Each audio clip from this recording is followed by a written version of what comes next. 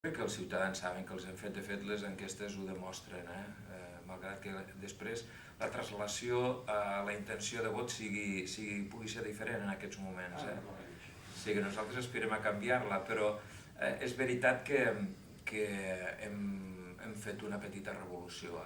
És el canvi que vàrem prometre, que vàrem assegurar quan es vàrem presentar amb el president Maragall i després amb el president Montilla.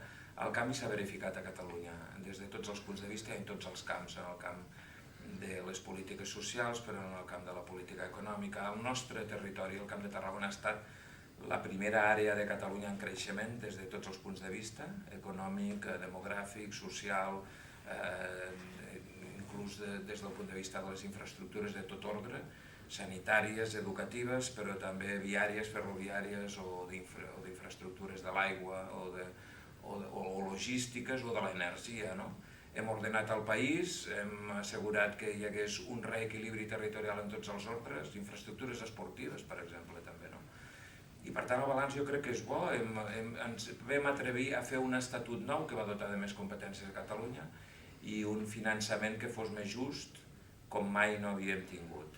I això és el que ha succeït. És cert que en els 2 darrers anys la crisi també ens ha impactat. Si ho ha fet a tot el món, nosaltres no podíem ser una illa.